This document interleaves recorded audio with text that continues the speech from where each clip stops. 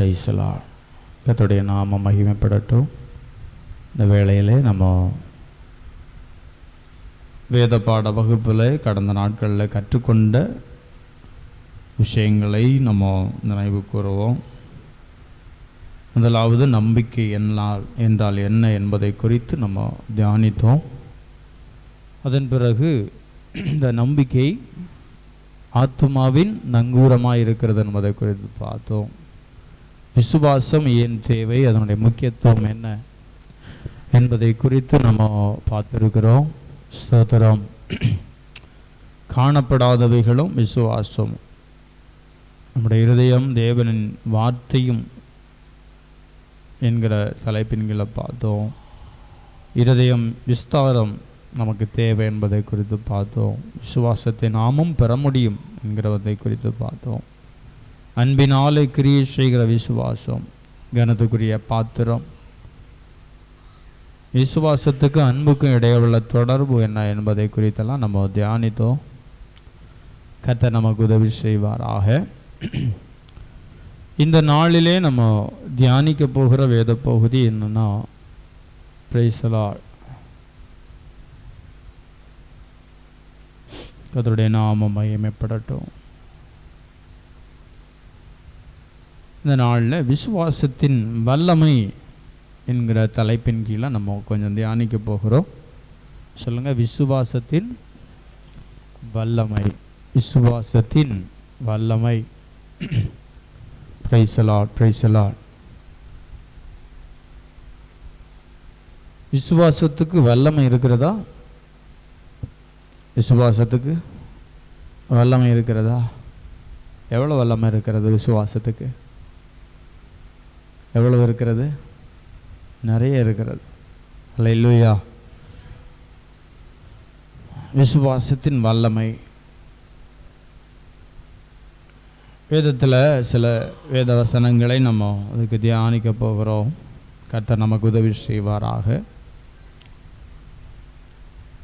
கடந்த நாட்களில் நம்ம பார்த்தோம், தேவன் வானத்தையும் பூமியை உண்டாக்கும் போது ஒழுங்கின்மையும் வெறுமையும் மாற்றும்படியாக அவர் பேசினார் என்று சொல்லப்பட்டிருக்கிறது. ஒழுங்கின்மையும் வெறுமையும் மாறும்படியாக தேவன் என்ன செய்தார்? பேசினார்.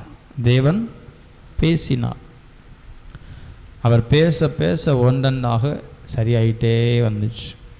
அதே போல் ஆண்டவருடைய பிள்ளைகளும் அவரால் சிருஷ்டிக்கப்பட்டவர்கள், அவருடைய சாயலாக உண்டாக்கப்பட்டவர்கள். நாமும் என்ன செய்யலாம்? பேசலாம். பேச பேச நம்முடைய வாழ்க்கையிலையும் ஆண்டவர் கிரியை நடப்பிப்பார். எனக்கு நெகட்டிவான விஷயங்களை, அப்படின்னா நம்பிக்கைக்கு எதிரான விஷயங்களை சொல்லுகிறது ரொம்ப எளிதாக மாறுகிறது. எல்லாருடைய வாழ்க்கையிலே ரொம்ப எளிது. நடக்குமான்னு தெரியலை, அது ரொம்ப எளிதாக சொல்லுவோம். அப்படி தானே? ஏதாவது ஒரு காரியத்தை குறித்து நம்ம சொல்லும்போது இது நடக்குமான்னு தெரியலை அப்படிங்கிறது ரொம்ப எளிமையாக சொல்லிடுவோம். ஆனால் தேவனால் அது செய்ய முடியும் அப்படிங்கிறத நம்ம வாயினால் சொல்கிறதுக்கு நம்ம என்ன செய்வோம்? யோசிப்போம்.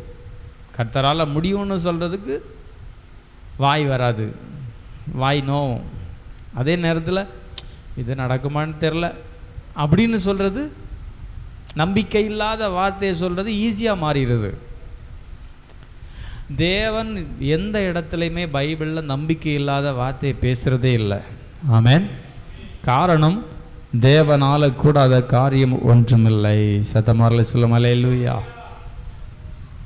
மனுஷனால் கூடாதது தேவனால் கூடும்.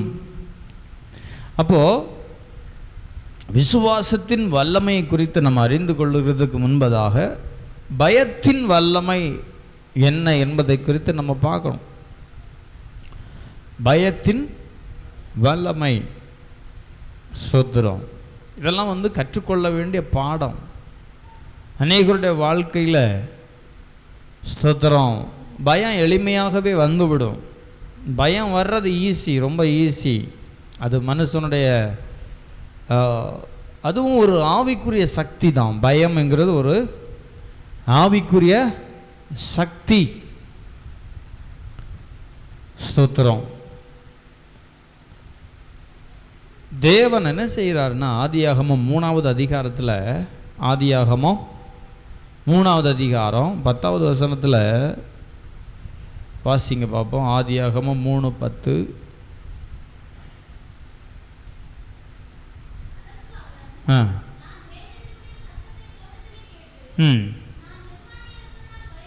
பாருங்க, ஆதாம்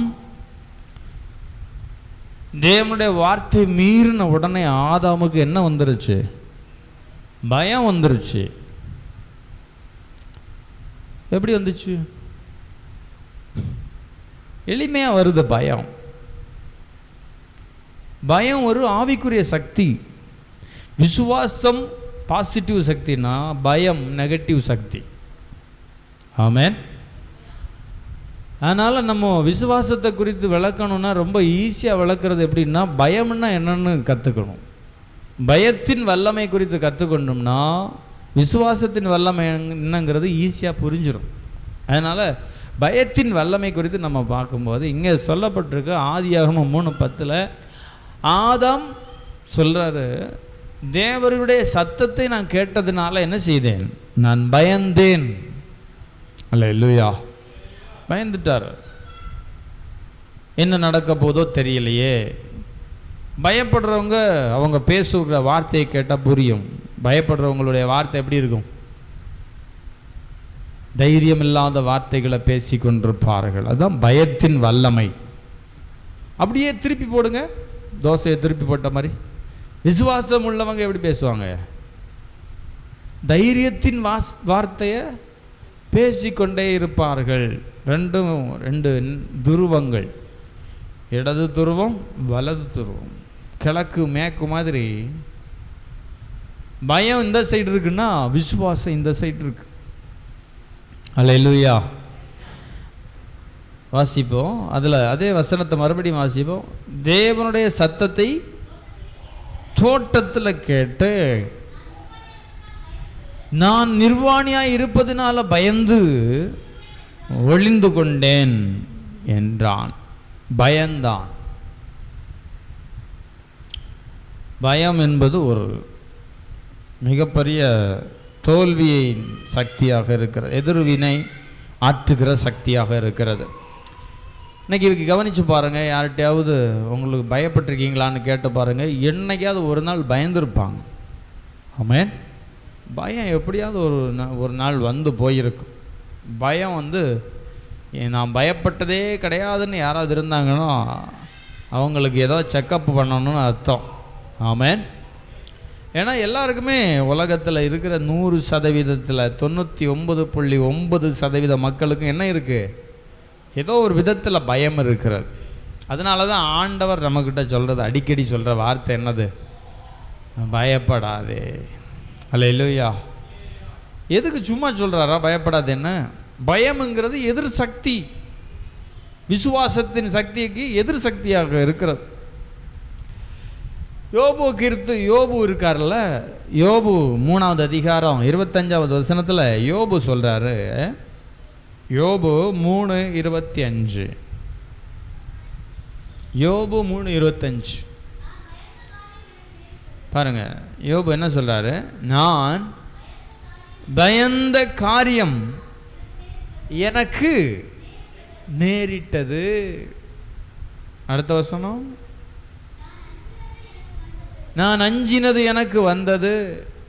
எப்படி என்ன சொல்றாரு? நான் பயந்த காரியம் எனக்கு நேரிட்டது. பயம்ங்கிறது ஒரு எதிர் சக்தி. பாருங்க, ஆண்டவருடைய பிள்ளைகள் ஆண்டவர் கூட இருக்கும்போது பயப்பட மாட்டாங்க. ஆமென். ஆண்டவர் கூட இருக்கும்போது என்ன பண்ண மாட்டாங்க? பயப்பட மாட்டாங்க. ஏன்னா ஆண்டவர் கூட இருக்கிறார் இல்லையா? சங்கீதக்காரன் சொல்றார், தேவரீர் என்னோடு கூட இருக்கிறீர், தேவரீர் என்னோடு கூட இருக்கிறீர், நான் பயப்படேன். நான் சங்கீதக்காரன் சொல்றாரா இல்லையா? 23ஆம் சங்கீதம், கர்த்தரன் மேய்ப்பராக இருக்கிறார், நான் தாழ்ச்சி அடையேன். அவர் என்னை புல்லுள்ள இடங்கள் மேய்த்து அமர்ந்த தண்ணீர்கள் அண்டையில் என்னை கொண்டு போய் விடுகிறார். மரண இருளின் பள்ளத்தாக்கில் நடந்தாலும் பொல்லாப்புக்கு பயப்படேன் அடி கொடுத்துவீங்க. பயப்படேன் சொல்கிறார், பயப்படேன். கர்த்தரை அறிந்தவங்க பயப்பட மாட்டாங்க. ஆமென். ஏன்னா நம்ம கர்த்தருடைய கையில் இருக்கிறோம். நம்ம யார் கையில் இருக்கிறோம்? நம்முடைய ஜீவன் யார் கையில் இருக்கு? கர்த்தர் கையில் இருக்கு. நம்ம எதுக்கு பயப்படணும்? யோபு சொல்றாரு, நான் பயந்த காரியம் எனக்கு நேரிட்டது. அப்போ சொன்னாங்க, பவுல் சொல்லும்போது சொல்றாரு, நான் என்ன செய்ய வேண்டாம், நான் செய்ய தேவையில்லை, பயப்பட தேவையில்லை, நான் பயப்படேன். மனுஷன், கர்த்தர் எனக்கு சகாயர், நான் பயப்படேன். மனுஷன் எனக்கு என்ன செய்வான்? நல்லா கவனிங்க, கொலைகார பாவி யாரு? அப்போ சொன்னாங்க பவுல் யாரு? கொலை செஞ்சவர் பாருங்க, சாதாரணமான ஆள் கிடையாது. வெட்டு குத்துல ஃபேமஸான ஆள் தான் பவுல். அவர் சொல்றாரு, சுத்தரம், அவர் பயங்கர தைரியசாலி பாருங்க. எல்லா கிராமங்கள்லையும் போய் பல பட்டணங்களில் போய் இயேசுவின் சுவிசேஷத்தை தைரியமாக பிரசங்கித்தது யாருன்னா அப்போஸ்தலனாகிய பவுல். ஆமென். காரணம் என்ன? பயம் இல்லை அவருக்கு. அவருக்கு என்ன இல்லை?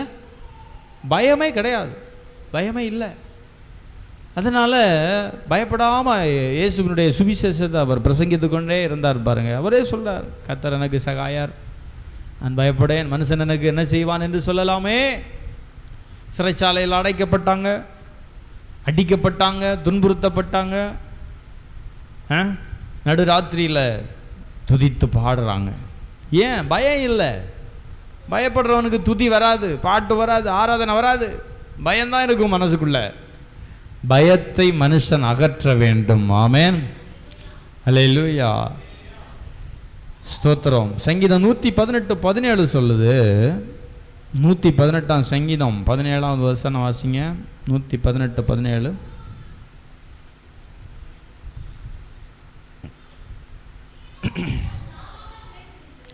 நான் சாவாமல் பிழைத்திருந்து கர்த்தருடைய செய்கைகளை விவரிப்பேன். நல்லா கவனிங்க, சங்கீதக்காரன் சொல்றாரு, நான் சாகாமல் பிழைத்திருந்து கர்த்தருடைய செய்கைகளை விவரிப்பேன். எப்படி வார்த்தையை பார்த்தீங்களா? நிறைய பேர் சொல்கிற வார்த்தை இது கிடையாது, நேரம் ஆப்போசிட்டாக சொல்லுவாங்க. நான் செத்துருவோம் போல இருக்கு. எப்படி? நான் என்ன பண்ணப்போ எப்படி? இப்போ செத்துருவோம் போல இருக்கு.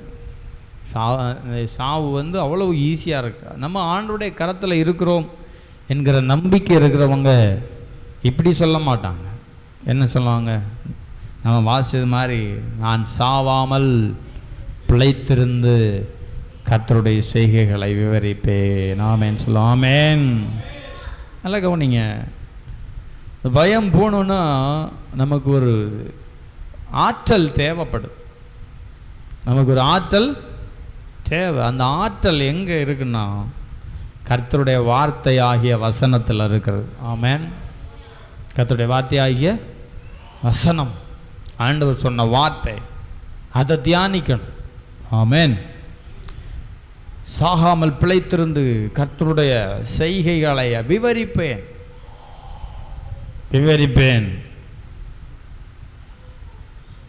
ஸ்தோத்திரம்.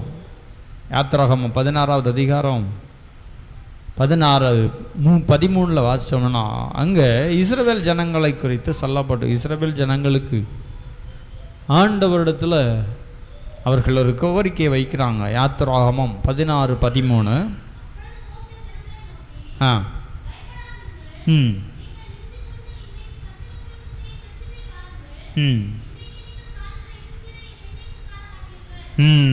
எப்படி வார்த்தையை பார்த்தீங்களா? இன்றைக்கு நீங்கள் காண்கிற எகிப்தியரை இனி என்றைக்கும். இந்த வார்த்தையை யார் தான் சொல்ல முடியும்? பின்னாடி துரத்திட்டு வர்ற பார்வோனின் சேனை. அதை பார்க்கும்போது யாருக்கு தான் பயம் வராமல் இருக்கும்? யோசிச்சு பாருங்க. வருமா வராதா? பார்வோனின் சேனை வந்து சாதாரணமான, நம்ம வந்து 100 பேர் 200 பேர் கிடையாது, ஆயிரக்கணக்கான பேர் நம்ம பின்னாடி துரத்துறாங்கன்னா நம்ம எப்படி இருப்போம், நம்ம இருதயம் எப்படி இருக்கும் யோசிச்சு பாருங்க. அல்லேலூயா. ஆனால் மோசே சொல்கிறாரு, நம்ம வாசித்த வசனம் 16-13 என்ன வசனம் வாசிச்சிங்க? யாத்திராகமம், சரி அது அப்புறமா சொல்லிக்கிறேன். அப்போது அந்த நேரத்தில் கூட என்ன செய்கிறாரு மோசே? விசுவாசத்தின் வார்த்தையை பேசுகிறார். ஆமென். அல்லேலூயா. ஏன் அவரால் சொல்ல முடிந்தது? சத்துரு பின்தொடரும் போது சொல்ல முடிந்தது காரணம் என்ன? கர்த்தர் தைரியப்படுத்தினார். ஆமென். ஆண்டவருடைய பிள்ளைகளுக்கு என்ன விஷயம்னா, கர்த்தர் தைரியப்படுத்தணும். அல்லேலூயா. யார் தைரியப்படுத்தணும்? கர்த்தர். கர்த்தர் தான் தைரியப்படுத்தணும். அப்போ தான் நமக்கு தைரியம் வரும். உலகத்தில் எந்த மனுஷன் தைரியப்படுத்தினாலும் அந்த தைரியம் கொஞ்சம் நேரத்துக்கு தான். ஆனால் ஆண்டவர் நம்மை தைரியப்படுத்தினா சாகிற வரைக்கும் அந்த தைரியம் இருக்கும். ஆமென். அல்லேலூயா. சரி, யாத்திராகமத்தின் புஸ்தகம் 16வது அதிகாரம் 13வது வசனம். சாயங்காலத்தில் காடைகள்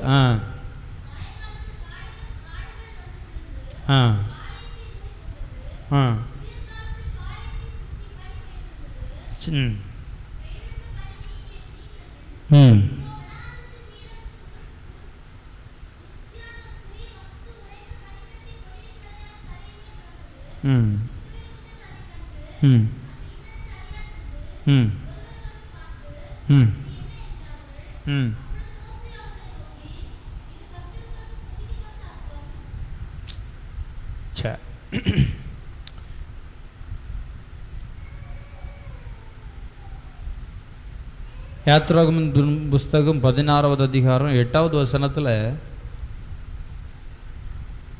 8வது வசனம், சாயங்காலத்தில் நீங்கள் புசிக்கிறதற்கு கர்த்தர் உங்களுக்கு இறைச்சியும் விடிய காலத்தில் திருப்தி அடைகிறதற்கு அப்பத்தையும் கொடுக்கையில் இது விளங்கும் அப்படின்னு சொல்லுகிறார்.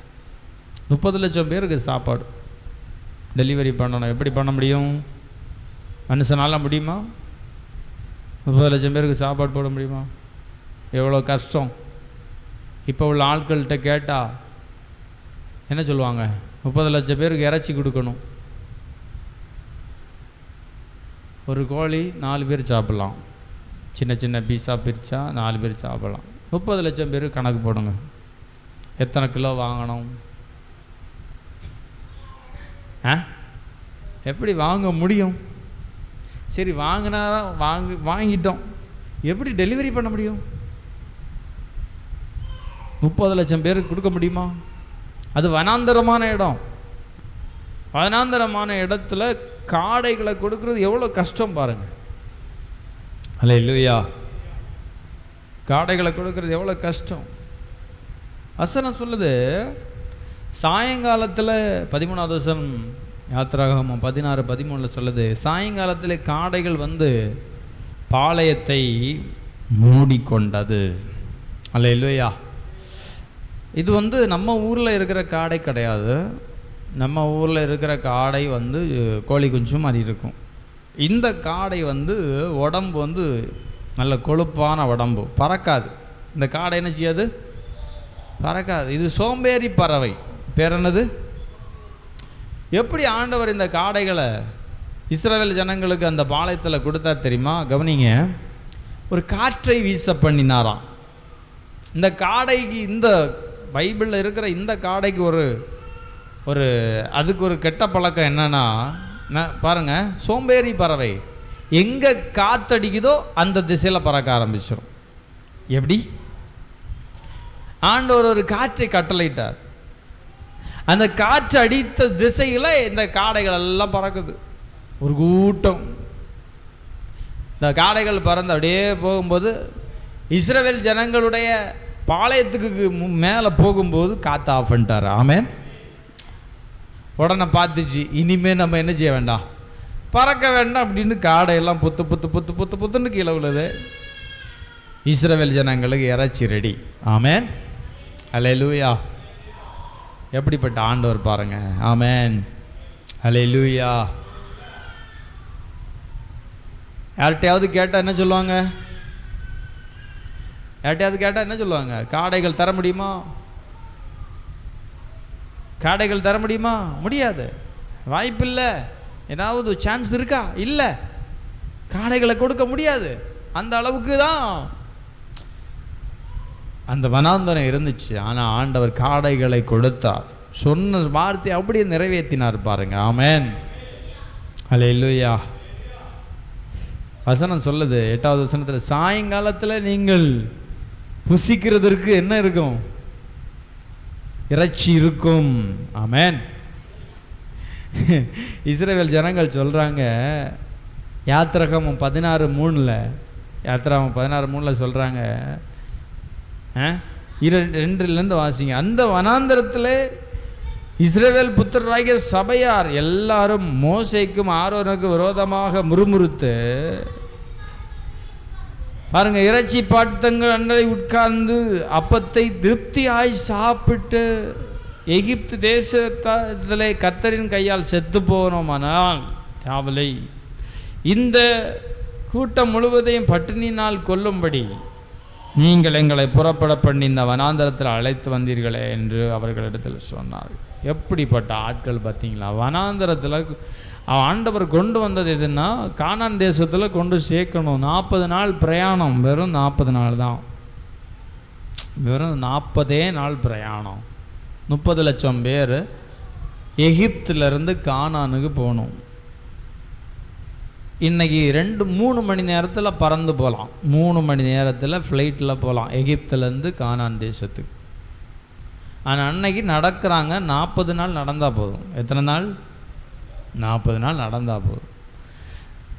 அவங்க சொல்கிறாங்க, நாங்கள் எகிப்தில் எப்படி இருந்தோம்? இறைச்சி பாத்திரங்கள் அண்டையில் உட்கார்ந்து அப்பத்தை எப்படி சாப்பிட்டோம்? திருப்தியாய் சாப்பிட்டு. அந்த பழைய நினைவு வருது. இறைச்சி பாத்திரம், இறைச்சி பாத்திரம், இறைச்சி பாத்திரம். ஆண்டவர் பார்த்தார், இறைச்சியா வேணும் உங்களுக்கு? இறைச்சி யார்கிட்ட கேட்டாலும் யாருமே சொல்ல மாட்டாங்க, ஆனால் ஒத்துக்க மாட்டாங்க. இறைச்சி எப்படி தர முடியும்? இறைச்சி கத்தரால் தர முடியுமா? தர முடியாது. ஆனால் ஆண்டவரால் தர முடியும். ஆமென், ஹல்லேலூயா. கைகளை தட்டி ஆண்டவருக்கு மகிமை செலுத்துவோமா? பிரைஸ் அல்லாஹ், பிரைஸ் அல்லாஹ், பிரைஸ் அல்லாஹ், பிரைஸ் அல்லாஹ், பிரைஸ் அல்லாஹ், பிரைஸ் அல்லாஹ். யோபு 22வது அதிகாரத்தில் 28வது வசனம் சொல்லுது. யோபு 22:28, நீ ஒரு காரியத்தை நிர்ணயம் பண்ணினால் அது உனக்கு நிலைவரப்படும். போதும். ஒரு காரியத்தை நிர்ணயம் பண்ணினால் அது உனக்கு நிலைவரப்படும். நிர்ணயம் பண்ணணும் பாருங்க. நிர்ணயம் ரொம்ப முக்கியமானது. ஸ்தோத்திரம். இன்னைக்கு வசனத்தை நிறைய பேர் மாற்றி மாற்றி சொல்லுவாங்க. வசனத்தை அவங்களுக்கு பிடிச்ச மாதிரி மாற்றிடுவாங்க, அவங்களுக்கு பிடிச்ச மாதிரி மாற்றிடுவாங்க. இன்னைக்கு நிறைய பேர் அப்படி தான், அவங்களுக்கு பிடிச்ச வசனத்தை படிக்கிறது. ஆண்டவருக்கு எல்லா வசனத்தையும் தான் ஆண்டவர் கொடுத்தார். இன்னைக்கு நிறைய பேர் வாசிக்கிறது அவங்களுக்கு பிடிச்ச பக்கத்தை மட்டும் வாசித்து விட்டுறது, மீதி எல்லாம் வேண்டான்னு. ஆமென். அதனால தான் வளர்ச்சி இல்லை, ஆவிக்குரிய வளர்ச்சி இல்லை. மாற வேண்டிய விஷயங்கள்லாம் மாறுகிறது இல்லை. ஏன்னா அவங்களுக்கு பிடிச்சதை மட்டும்தானே வாசிக்கிறாங்க,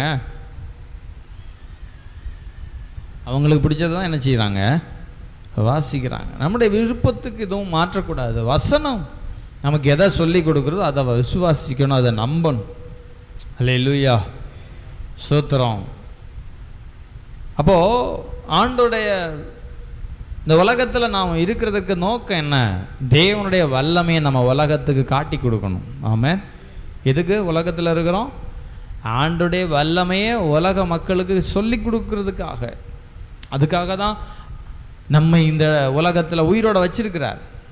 ஆண்டோடைய வல்லமையை நம்மை சுற்றிலும் இருக்கிற ஜனங்களுக்கு காண்பித்து கொடுக்கணும். கர்த்தர் எப்படிப்பட்டவர் தெரியுமா, கர்த்தர் எப்படிப்பட்ட வல்லமை உள்ளவர் தெரியுமா அப்படிங்கிறத நம்ம காட்டி கொடுக்கணும். அல்லேலூயா, ஸ்தோத்திரம். அப்போது ஆண்டுடைய விருப்பம் எதுங்கிறத பார்க்கணும். விருப்பம் எதுங்கிறத நம்ம என்ன செய்யணும், கவனித்து பார்க்கணும். வியாதி, குறைவு, ஒழுங்கின்மை இதெல்லாம் தேவனுடைய விருப்பம் கிடையாது. தேவனுடைய விருப்பம் என்ன? சுகமாக இருக்கணும். ஆமென். ஆரோக்கியமாக இருக்கணும். ஆண்டுடைய பிள்ளைகள் எப்படி இருக்கணும்? ஆரோக்கியமாக இருக்கணும். குறை உள்ளவர்களாக இருக்கக்கூடாது, நிறைவுள்ளவர்களாக இருக்கணும். ஆமென். ஸ்தோத்திரம். நிறைவுள்ளவர்களாக வாழணும். ஆதாமுக்கும் ஏவாளுக்கும் பக்கெட்டாக தண்ணி கொடுத்தாரா? இல்லை, 4 ஆறுகளை அவர்களுக்கு ஏற்படுத்த 4 ஆறை கொடுக்குறார். தண்ணி எவ்வளோ வேணாலும் யூஸ் பண்ணிக்கோன்னு. ஆமென். ஸ்தோத்திரம். இப்போது தேவனுடைய சித்தம் என்ன? வியாதி வேண்டாம், வியாதி இருக்கக்கூடாது சொல்கிறாரு. இஸ்ரவேல் ஜனங்களுக்குள்ள பலவீனன் ஒருவன் இருந்ததில்லைன்னு சொல்லப்பட்டிருக்கு. இயேசு இந்த உலகத்தில் வந்தபோது வேதம் சொல்லுது, அவரிடத்தில் வந்த வியாதிக்காரர்கள் எல்லாரையும் என்ன செய்தார்? சுகமாக்கினார். இன்னைக்கு நிறைய பேர் உபதேசம் பண்ணுறது என்னன்னா, வியாதி நல்லதுன்னு உபதேசம் பண்ணுறான். வியாதி நல்லது. வியாதி நல்லதா? அவங்களுக்கு பிடிச்ச மாதிரி வசனத்தை மாற்றிடுறது. இயேசு தம்மிடத்தில் வந்த எல்லாரையும் சுகமாக்கினார். ஏன் சுகமாக்கினார்? இதில் இருந்து என்ன புரியுது? விசுவாசம் இல்லாதவனுக்கு விசுவாசத்தை கொடுத்து சுகமாக்குறார். இதை நான் உனக்கு செய்ய முடியுமா என்று நம்புகிறாயா அப்படின்னு கேட்டு அவன் சொல்கிறான், நான் நம்பலை, எனக்கு விசுவாசம் இல்லைன்னு சொன்ன உடனே ஆண்டவர் விசுவாசத்தை புகுத்துக்கிறார், விசுவாசத்தை கொடுக்குறாரு, கொடுத்து சுகமாக்குகிறார். அப்படின்னா என்ன அர்த்தம்? இயேசு சுகத்தை விரும்புகிறவர். குறைவுகளோடு நம்ம இருக்கணுங்கிறத கர்த்தர் விரும்புறதில்ல, நிறைவுள்ளவர்களாக வாழணும். ஆமென். எனக்கு ஒரு குறைவும் இல்லை அப்படிங்கிற இடத்துல ஆண்டுடைய பிள்ளைகள் இருக்கணும். ஆமென். கர்த்தர் என் மேய்ப்பராக இருக்கிற, நான் தாழ்ச்சி அடைய, எனக்கு எந்த குறைவும் இல்லை, தாழ்ச்சி அடைய வேண்டிய அவசியம் இல்லை. புல்லுள்ள இடங்கள் அவர் மேய்க்கிறார், அமர்ந்த தண்ணீர்கள் அண்டையில் கொண்டு விடுவார், நான் குறைவுபட மாட்டேன். ஆமென். ஸ்தோத்திரம். ஆண்டவர் கானாவூர் கல்யாண வீட்டில் போய் கொஞ்சம் பேருக்கு தான் பண்ண முடியும்னு சொன்னாரா? இல்லை எல்லாருக்கும் திராட்சை ரசம் கொடுத்தாரா? எல்லாருக்கும் திருப்தியாக கொடுத்தார். ஆமென். 5000 பேருக்கு ஆகாரத்தை கொடுத்து 12 கூடை நிறைய மீதி எடுக்க வைத்தார்.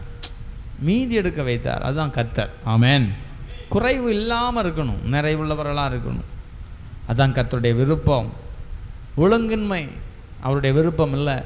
ஆண்டுடைய பிள்ளைகள் நல்ல ஒழுக்கத்தோடு வாழ வேண்டும் என்பது கர்த்தருடைய விருப்பமாக இருக்கிறது. அல்லேலூயா.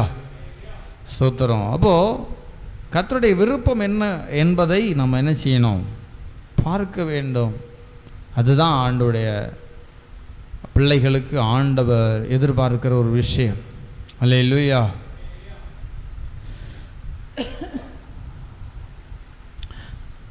இன்றைக்கி நிறைய போதனைகள், தவறான போதனைகள் போதிக்கப்பட்டு கொண்டு வருகிறது. என்ன போதனை?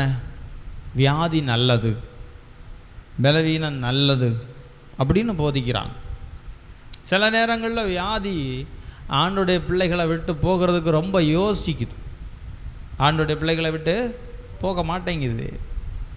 ஸ்தோத்திரம். அப்போ மனசும் என்ன செய்யுது? அப்படியே லாக் ஆயிடுது. சரி, வியாதியோடு வாழுவோம் அப்படிங்கிற ஒரு எண்ணத்துக்கு நேராக மாறுகிறாங்க. இந்த கொரோனா வந்த நேரத்தில் பிரதமர் ஒரு வார்த்தையை சொன்னார். என்ன சொன்னார் தெரியுமா? பிரதமர் சொன்னார், கொரோனாவோடு வாழ பழகி கொள்ளுங்கள். எப்படி? கொரோனா போகாது, நம்ம கொரோனாவோடு என்ன செய்யணும்? வாழ பழகி கொள்ளணும். டிஸ்டன்ஸு, இடைவெளி விட்டு பழகணும். மூக்கில் என்ன போடணும்? ஃபேஸ் மாஸ்க்கு போடணும்.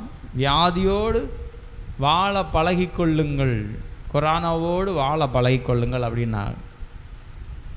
அதே மாதிரி இன்றைக்கி கிறிஸ்தவர்களும் என்ன செய்கிறாங்க? ஆண்டுடைய பிள்ளைகளும் என்ன செய்கிறாங்க? வியாதியோடு வாழ பழகிட்டாங்க. வியாதியோடு வாழ பழகிட்டாங்க. ஆமென். ஸ்தோத்திரம். ஆண்டுடைய பிள்ளைகள் சொல்லணும், கர்த்தரன் மேய்ப்பர். ஆமென். கர்த்தர் எனக்கு மேய்ப்பராக இருக்கிறார். உலகத்துக்கு விளங்காது. உலக மக்களுக்கு என்ன செய்யாது, விளங்காது, விளங்காது, சொன்னா புரியாது. ஸ்தோத்திரம். விசுவாச வார்த்தைகளை நம்ம பேசும்போது உலகம் நம்மளை பார்த்து வித்தியாசமாக தான் சொல்லும். என்ன இது இல்லாததை சொல்கிறான் அப்படின்னு. நான் ஒன்றுக்கும் குறைவுபட மாட்டேன்னு சொல்லும்போது யாராவது பார்த்தாங்கன்னா என்ன சொல்லுவாங்க, பாவம் பைத்தியக்காரன் போல இருக்குது அப்படின்னு. ஸ்தோத்திரம். அல்லேலூயா. உலகம் சொல்லும் பைத்தியக்காரன். ஆனால் ஆண்டுடைய பிள்ளைகளுக்கு தான் அது தெரியும், அதனுடைய உண்மைத்தன்மை. நம்ம வாயினால் அறிக்கை செய்யும்போது அந்த வேத வசனங்கள் நம்முடைய இருதயத்துக்குள்ளே கிரியை செய்ய ஆரம்பிக்கிறது. ஆமென். ஸ்தோத்திரம். ஆண்டுடைய நாம மகிமைப்படட்டும். கர்த்தர் நல்லவர். அல்லேலூயா, அல்லேலூயா. ஸ்தோத்திரம். ஆண்டுடைய வார்த்தைகளை தியானிக்கணும். ஆண்டுடைய வார்த்தைகளை என்ன செய்யணும், தியானிக்கும் போது தான் அதனுடைய உண்மைத்தன்மை நமக்கு தெரியும். படிக்கும்போது சில நேரங்களில் நம்ம விட்டுருவோம். ஆனால் தியானிக்கும்போது அந்த வசனத்தின் ஆழங்களுக்குள்ளே நம்ம போகிறோம். ஆமென்.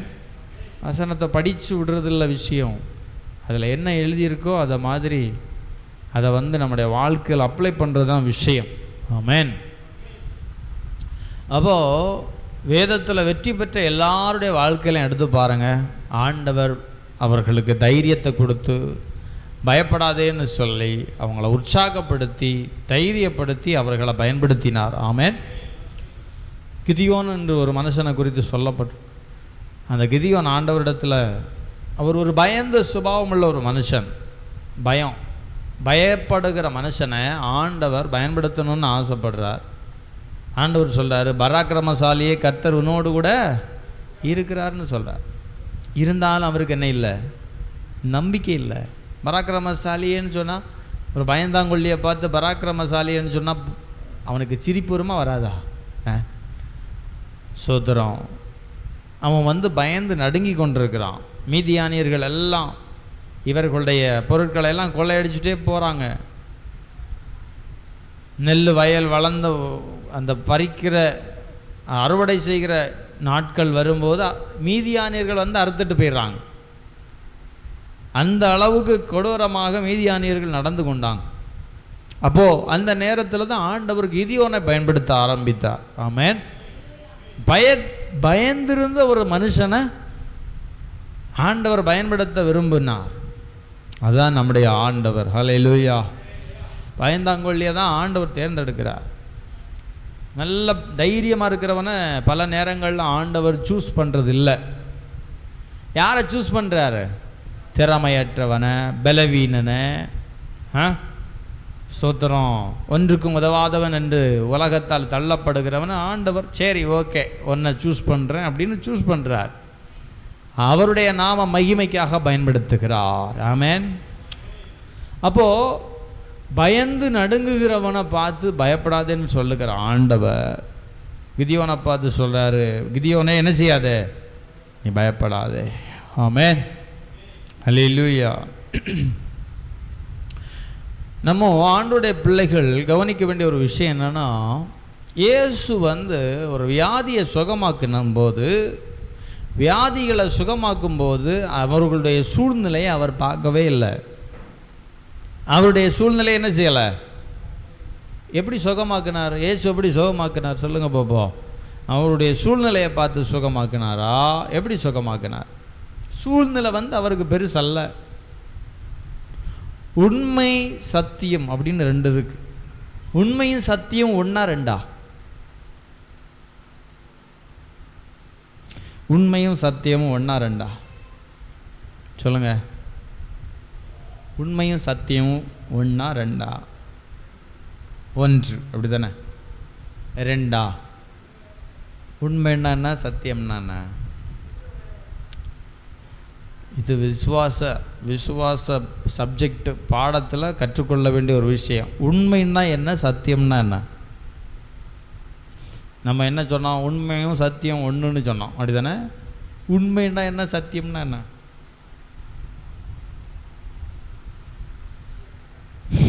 இப்போது ஒரு கேன்சர் இருக்குது, சரியா? அது உண்மை. அதுக்கு பேர் என்னது? உண்மை. அது மாற்ற கர்த்தரால் அது மாற்ற முடியாதது அப்படிங்கிறது சத்தியம் இல்லை. புரியுதா? இருக்கிற விஷயத்தை நம்ம உண்மைன்னு சொல்லுவோம், ஆனால் அது உண்மை, அது உண்மைதான். சத்தியம்னா என்ன? வேதம் என்ன சொல்லுது அதான் சத்தியம். வியாதியை குறித்து வேதம் என்ன சொல்லுது, பலவீனத்தை குறித்து வேதம் என்ன சொல்லுது, அதான் சத்தியம்.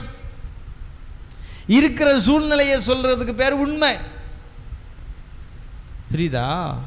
இருக்கிற சூழ்நிலையை பார்த்து நம்ம சொல்றதும் இது இத்தனை நாளா இருக்கு. மார்த்தாள் சொல்றா மரித்து 4 நாளாச்சு நாருமே, அது உண்மை, அது உண்மை. சத்தியம் என்ன? தேவனால கூடாத காரியம் ஒன்றுமில்லை, அதான் சத்தியம். ஆமென், அல்லேலூயா. இன்னைக்கு நிறைய பேர் உண்மையை தான் சொல்லுவாங்க. கேட்டால் சொல்லுவாங்க அது ரொம்ப நாளாக இருக்குயா, அது மாறவமானு தெரிலையா. இது உண்மை. இதுக்கு பேர் என்னது? நீங்கள் சொல்கிறது 100% உண்மை. ஆனால் சத்தியம்னா வசனம் அந்த வியாதியை குறித்து என்ன சொல்லுது, அதான் சத்தியம். ஆமென்.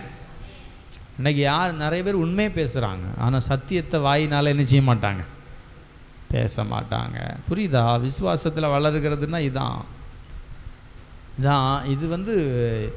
இது பேஸ்மெண்ட். இந்த பேஸ்மெண்ட்டு சரியாக நம்ம போடலைன்னா பைபிளில் என்னத்தை வசனம் படித்தாலும் புரியாது, யூஸ்லெஸ்ஸாக போகும், பயன் இல்லாமல் போகும். ஆமென். சரி, உண்மைன்னா என்ன, சத்தியம்னா என்ன? உங்களுக்கு என்ன விளங்கி இருக்கு பார்ப்போம். உண்மைன்னா என்ன, சத்தியம்னா என்ன?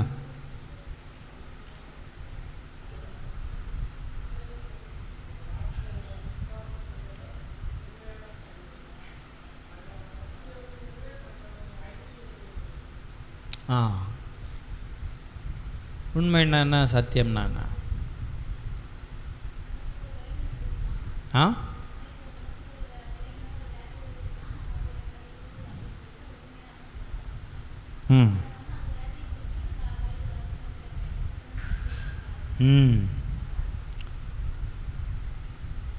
இருக்கிறத பேசக்கூடாதா பிரதர்?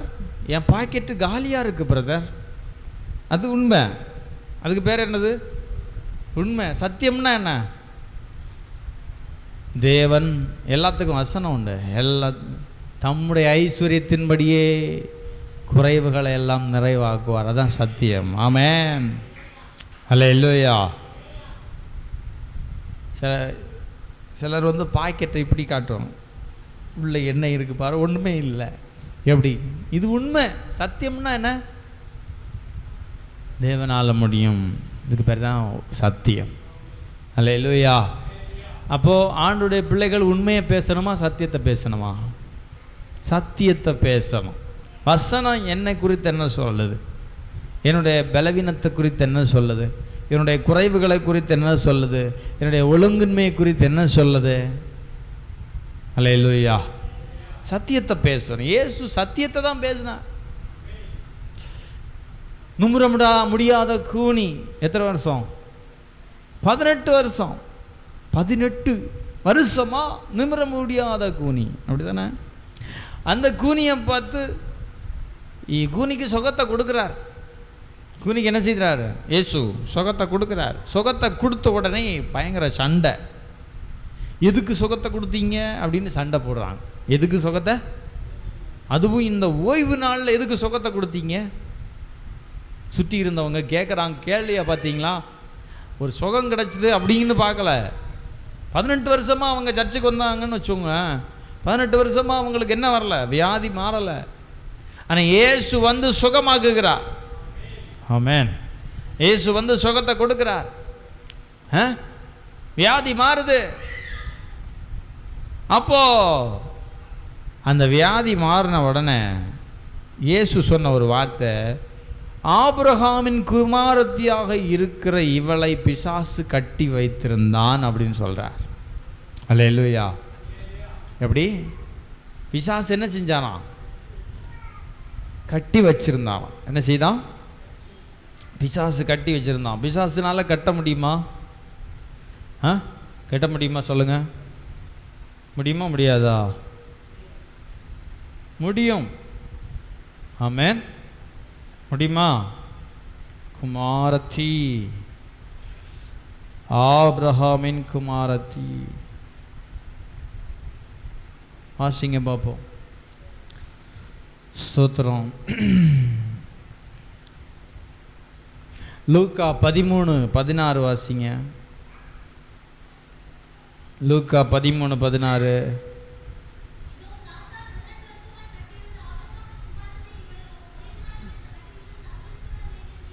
பாருங்க, சாத்தான் 18 வருஷமாக கட்டியிருந்த ஆபிரகாமின் குமாரத்தி ஆகிய இவளை ஓய்வு நாளில் இந்த கட்டிலிருந்து அவிழ்த்து விட வேண்டியது இல்லையா என்றார். இப்போ சாத்தானால் கட்ட முடியுமா? 18 வருஷம் கட்டியிருக்கான். எத்தனை வருஷம்? 18 வருஷம் கட்டி வச்சிருக்கான். அல்லேலூயா. யாரு? ஆபிரகாமின் குமாரத்தி. ஆபிரகாமின் குமாரத்தினா விசுவாசி. ஆபிரகாமின் குமாரத்தினா அர்த்தம் என்ன? விசுவாசி. இந்த விசுவாசியை 18 வருஷமாக கட்டி வச்சிருக்கிறான் பிசாசு. பாருங்க, இயேசு போன சர்ச்சில் அப்படி இருந்துச்சுன்னா நம்ம சர்ச்சில் இருக்குமா இருக்காதா? நம்ம சர்ச்சில் இருக்கும். விடுவிக்கப்பட வேண்டும். ஆமென். அல்லேலூயா. அதுக்கு தான் விசுவாசம் தேவை. ஆண்டோடைய பிள்ளைகளுக்குள்ள விசுவாசம் தேவை. தேவனால் முடியும் அப்படிங்கிறத அறிக்கை பண்ணுகிற விசுவாசம் ஆண்டோடைய பிள்ளைகளுக்கு தேவை. அல்லேலூயா. இந்த 18 வருஷ இந்த ஸ்திரீக்கு அவங்க நினச்சிருப்பாங்க, நான் சாகிற வரைக்கும் நான் இப்படி கூனியாக தான் இருக்க போகிறேன் அப்படின்னு நினச்சிருக்க வாய்ப்பு இருக்குது. ஆமென். அப்போது இந்த வியாதியை இயேசு என்ன செய்கிறாரு? சுகமாக்கினார். இதில் எது உண்மை, எது சத்தியம்?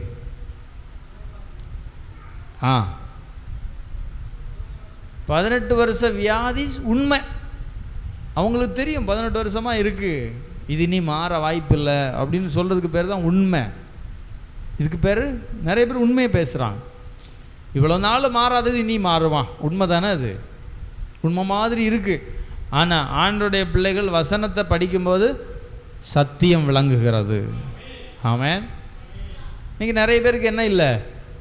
சத்தியம் தெரியலை. சத்தியத்தை அறிவீர்கள், சத்தியம் உங்களை என்ன செய்யும்? விடுதலையாக்கும். நானே வழியும் சத்தியமும் ஜீவனமா இருக்கிறேன். இயேசு சொல்றாரு, சத்தியத்தை அறிவீர்கள். இன்னைக்கு இயேசு அறியலை நிறைய பேர், அதனால தான் விடுதலை கிடைக்கல. ஆமென். இயேசுவை நிறைய பேர் என்ன செய்யலை? ஆமாம், அறியலை. அப்போ விசுவாச வார்த்தையை, சத்தியத்தை நம்ம வாயினால் அறிக்கை பண்ணணும். பாருங்க, வாயினால் அறிக்கை பண்ண தான் நமக்கு விடுதலை கிடைக்கிறது. ஆமென். அல்லேலூயா. வாயினால் என்ன செய்யணும்? அறிக்கை பண்ணணும். இல்லை எனக்கு சுகம் கிடைச்ச பிறகு நான் அறிக்கை பண்ணுவேன்னு சிலர் சொல்லுவாங்க. சுகம் கிடைக்கட்டும் பாஸ்டர், அப்புறமா நான் அறிக்கை பண்ணிக்கிறேன். கேஸ் அடுப்பில் கேஸை கொடுக்காம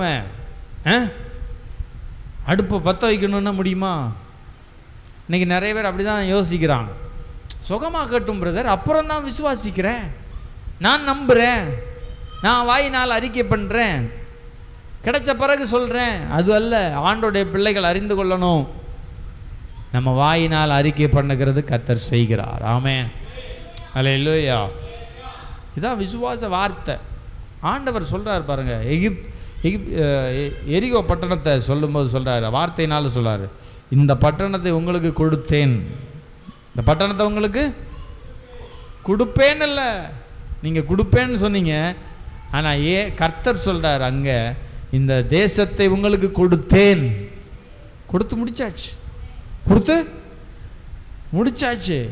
முடிச்ச மாதிரி சொல்கிறார். அல்லேலூயா. தேசத்தை உங்களுக்கு கொடுத்தேன். சொல்லுங்க, கொடுத்தேன். சத்தமாக சொல்லுங்க, கொடுத்தேன். கொடுத்தேன். அப்போ அவரே சொன்னார்னா நம்ம சொல்ல முடியுமா? சொல்ல முடியுமா? யோசுவா 1:3. யோசுவா 1:3. நான் மோசேக்கு சொன்னபடியே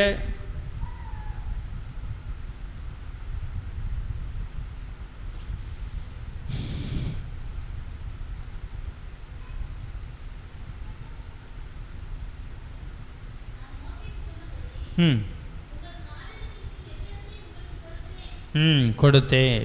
சொல்லுங்க, கொடுத்தேன். கொடுத்தேன்.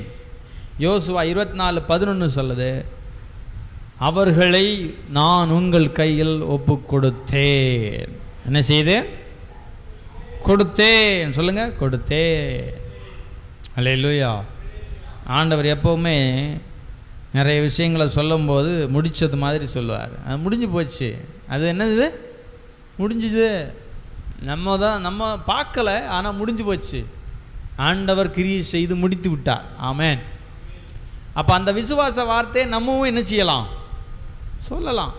ஆண்டவர் செய்து முடிச்சிட்டார். கர்த்தர் எனக்காக யாவையும் செய்து முடிப்பார். அல்லேலூயா. முடிச்சிருவார். கண்டிப்பாக என்ன செய்வார்? முடிச்சிருவார்னு சொல்லலாமா, சொல்லக்கூடாதா? சொல்லணும். ஆமென். வார்த்தையை சொல்லணும். ஸ்தோத்திரம். அப்போது பயத்துக்கு எவ்வளோ பவர் அதிகமோ அதே போல் விசுவாசத்துக்கு அதை விட பவர் அதிகம். ஆமென். இன்னைக்கு பயத்தின் வார்த்தையை பேசுவோம்.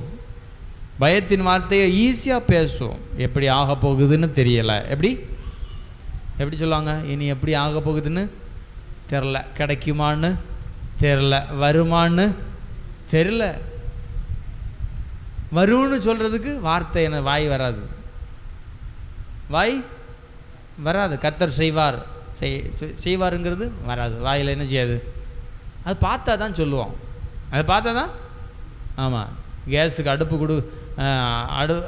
கேஸ் அடுப்பில் கேஸு கொடுக்காம அடுப்பில் தீயை வைக்கிற மாதிரி வருமா? எப்படி வரும்? அதை மாதிரி தான். வந்தால் தான் சொல்லுவேன்னா ஒரு நாள் நடக்காது. ஆமென். அப்போது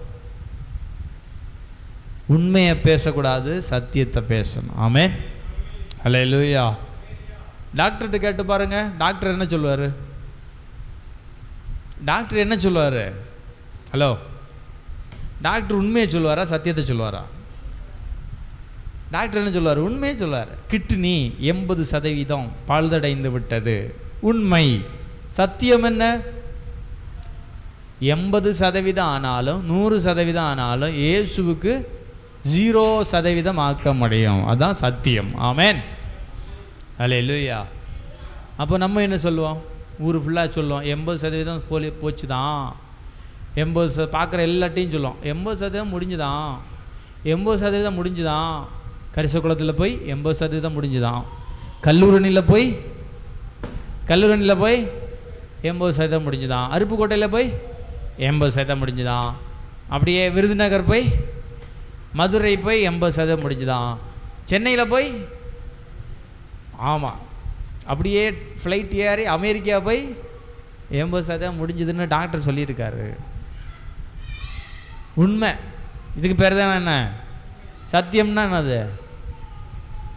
80 ஆனாலும் 90 ஆனாலும் 100 ஆனாலும் 110 ஆனாலும் கர்த்தரால் முடியாத காரியம். கையை தட்டி ஆண்டவர் மகிமை செலுத்துவோமா? பாருங்க, டாக்டர்ஸை பொறுத்த வரைக்கும் பொதுவாக நல்லா பயமுறுத்துவாங்க. ஏன்னா நம்மக்கிட்ட காசு பிடுங்கணும். பார்த்தீங்களா? நல்லா பயமுறுத்துவாங்க. நான் சிலரை சந்தித்து பேசும்போது அவங்களுக்கு விசுவாச வார்த்தையை கற்றுக் கொடுப்பேன். பாருங்கள், சொல்லிக் கொடுப்பேன். டாக்டர் சொல்கிறத நம்பாதேன்னு சொல்லுவேன். எப்படி? டாக்டர் சொல்கிறத என்ன செய்யாத, அது உண்மை, ஆனால் சத்தியம் கிடையாது. நீங்கள் யாரையாவது வியாதியஸ்தர்களை பார்த்தா நீங்கள் சொல்லலாம், நீங்கள் சொல்கிறது எல்லாம் உண்மை தான், ஆனால் சத்தியம் பைபிளில் இருக்குது. தேவனால் கூடாத காரியம் ஒன்றும் இல்லைன்னு பைபிளில் இருக்குது. அதுதான் சத்தியம். அதை சொல்லி கொடுங்க.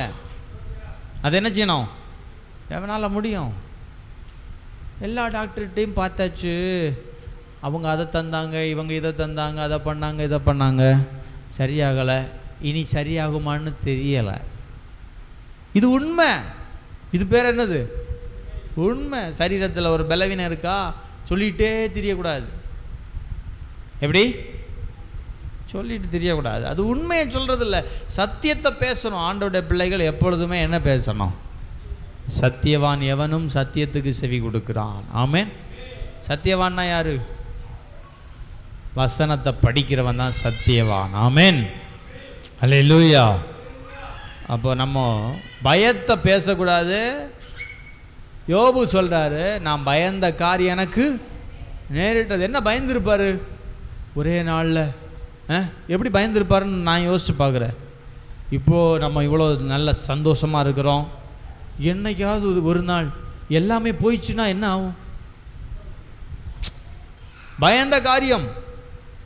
இப்போ நமக்கு 7000 ஆடுகள் இருக்குது, திடீர்னு ஒரே நாளில் போச்சுன்னா என்ன ஆகும்? பயந்த காரியம். 10 பிள்ளைங்க இருக்கிறாங்க, நல்ல ஆசீர்வாதமாக இருக்கிறாங்க, திடீர்னு எல்லாரும் செத்து போயிட்டாங்கன்னா தான் பயந்த காரியம். ஆமென். இப்போ என் உடம்பு நல்லா இருக்குது, ஒரு நாள் மொத்த உடம்பு வியாதியாக மாறிடுச்சுன்னா என்ன ஆகும்? யோபு பயந்துருக்கிறார். அவரே சொல்கிறார், யோபு 3:25 நம்ம வாசம், நான் பயந்த காரியம் எனக்கு நேரிட்டது. ஆமென். பயம் எல்லாருக்குமே இருக்குது. ஆனால் பயத்தை வெளிக்காட்டாமல் வசனத்தை பேச ஆரம்பிக்கணும். உண்மையை பேசக்கூடாது, சத்தியத்தை பேசணும். ஆமென். சத்தியவான் எவனும் சத்தியத்துக்கு செவி கொடுக்கிறான். ஆமென். சத்தியத்தை பேசணும். சொல்லுங்கள், சத்தியத்தை பேசணும், சத்தியத்தை பேசணும். வழியும் சத்தியமும் ஜீவனுமாக இருக்கிறேன். ஆமென். அவர் என்னென்ன செய்தாருங்கிறத பேசணும். ஆமென். ஸ்தோத்திரம். கர்த்தர் இந்த வார்த்தைகளால் நம்ம ஆசீர்வதிப்பாராக. பயத்தை விலக்குவோம், சத்தியத்தை பிடித்து கொள்வோம், வசனத்தை நம்புவோம், வசனத்தை வாசிப்போம், வசனத்தை தியானிப்போம். கர்த்தர் நமக்கு உதவி செய்வாராக. அல்லேலூயா. ஸ்தோத்திரம். அப்போ இன்னைக்கு கற்றுக்கொண்ட தலைப்பு என்னது? என்ன தலைப்பு? விசுவாசத்தின் வல்லமை. கரெக்டு.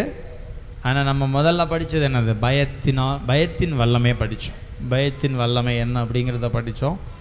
விசுவாசத்தின் வல்லமை, பயத்தின் வல்லமையாக அப்படி இருக்குன்னா விசுவாசத்தின் வல்லமை எப்படி இருக்கும் அப்படிங்கிறத நம்ம இன்றைக்கி படிச்சிருக்கிறோம். ஆமென். அல்லேலூயா. யோபு ஒரு சூழ்நிலையில் புரிந்து கொண்டார் பாருங்க, என் மீட்பர் உயிரோடு இருக்கிறார். அப்போ தான் அவருக்கு புரியுது, ஆண்டவர் செயல்படுறார், இருதயத்தில் செயல்படுறார், விசுவாசத்தில் வளர ஆரம்பித்தார் பாருங்க. ஆமென். ஸ்தோத்திரம். இன்னொரு விஷயம் என்னென்னா, அந்த சூழ்நிலை ரொம்ப மோசமான சூழ்நிலை, அப்படி தானே? எந்த சப்போர்ட்டும் இல்லை, அவ்வளவு வேலைக்காரங்க இருந்தாங்க, ஆடு மாடுகள் இருந்துச்சு, நல்ல வசதியாக வாழ்ந்தார். இப்போது சூழ்நிலை ரொம்ப மோசம், விசுவாசத்தில் வளர்கிறதுக்கு வாய்ப்பே இல்லை. அதனால் விசுவாச வார்த்தை அவருக்கு வரல. ஆனால் கொஞ்சம் கொஞ்சமாக போக போக போக விசுவாச வார்த்தை வந்துச்சு. ஆமென். என் மீட்பர் உயிரோடு இருக்கிறா. அந்த வார்த்தை தான் ரொம்ப முக்கியம். விசுவாச வார்த்தைன்னா அதுதான். என் சொந்த கண்ணால் நான் பார்ப்பேன், விசுவாச வார்த்தை. ஆமென். இந்த தோல் முதலானவைகள் அழுகி போனாலும், என்னுடைய சரீரம் அழுகி நாற்றம் எடுத்தாலும் அவரை பார்க்குறது யாராலையும் தடுக்க முடியாது. அதான் விசுவாச வார்த்தை. ஆமென். அல்லேலூயா. அப்படி நம்ம சொல்லணும், வாயினால் சொல்லணும். அல்லேலூயா. ஸ்தோத்திரம். இந்த வார்த்தைகள் ஆண்டவர் நமக்கு பிரயோஜனமுள்ளவைகளாக மாற்றுவாராக. இதை நம்ம வீட்டில் போய் தியானிக்கணும். வசனங்கள் என்ன செய்யணும்? எழுதி வச்சு தியானிக்கணும், பின் பண்ணி வைக்கணும். அது தொலைஞ்சிரும், பேப்பரு பறந்துடும். அதனால் என்ன செய்யணும்? பின் பண்ணி வைக்கணும். ஆமென். ஜெபம் பண்ணுவோம். ஸ்தோத்திரம். இனி நிறைய கற்றுக்கொள்ள போகிறோம். அடுத்த வாரத்தில் வருகிற நாட்களில் 26வது தலைப்பு என்னன்னா, நம்ம எல்லா தேவைகளையும் தேவன் சந்திக்கிறார். அடுத்து விசுவாசம் செயல்பாட்டின் 3 கட்டங்கள் படிக்க போகிறோம். அப்புறம்தான் ஆபேல் வரும். விசுவாசம் சிறந்ததை கொடுக்கும் ஆபேல், அதான் படிக்க போகிறோம். ஆமென். தொடர்ந்து இணைந்திருப்போம். ஆன்லைனில் பார்க்குறவங்க தொடர்ந்து இணைந்திருங்கள். பழைய வீடியோஸை பார்க்காதவங்க 1வது பாகத்திலேருந்து நீங்கள் படிங்க, விசுவாசத்தில் வளருங்க. கர்த்தர் உங்களை அதிகமாக ஆசீர்வதிப்பாராக. சோமனோமா எல்லாரும் பிரைஸலா பிரைஸா. எல்லாரும் கண்களை மூடி விசுவாச வார்த்தை அறிக்கை பண்ணுவோமா? ஹல்லேலூயா. என் தேவன் தம்முடைய ஐஸ்வர்யத்தின்படியே குறைவுகளெல்லாம் நிறைவாக்குவார். என் தேவனால் கூடாத காரியம் ஒன்றுமில்ல. இதுதான் விசுவாச அறிக்கை. சத்தியத்தை பேசணும். என் தேவனால் முடியும். என்ன பலவீனமாக இருந்தாலும் சொல்லணும், என் தேவனால் முடியும். உண்மையை பேசுறதில்ல, சத்தியத்தை பேசணும். ஆமென். நம்முடைய சூழ்நிலையை சொல்லுகிறது அல்ல, என் தேவனால் என்ன செய்ய முடியும் அப்படிங்கிறத பேச ஆரம்பிப்போம். ஜெபம் பண்ணுவோம். ஹல்லேலூயா, ஹல்லேலூயா. அறிக்கை பண்ணுவோம். ஆமென். ஹல்லேலூயா, ஹல்லேலூயா. ஆமென். ஸ்தோத்திரம். ஆண்டவர் சொன்னார், இந்த தேசத்தை நான் உனக்கு கொடுத்தேன்னு சொல்கிறார். ஆமென். முடிந்ததாக கணக்கு சொல்கிறார். அதே போல் ஆண்டுடைய பிள்ளைகளும் ஆமென் அப்படிப்பட்ட வார்த்தைகளை பயன்படுத்த ஆரம்பிப்போம். கர்த்தர் நம்மை ஆசீர்வதிப்பாராக. ஆமென், ஆமென், ஆமென்.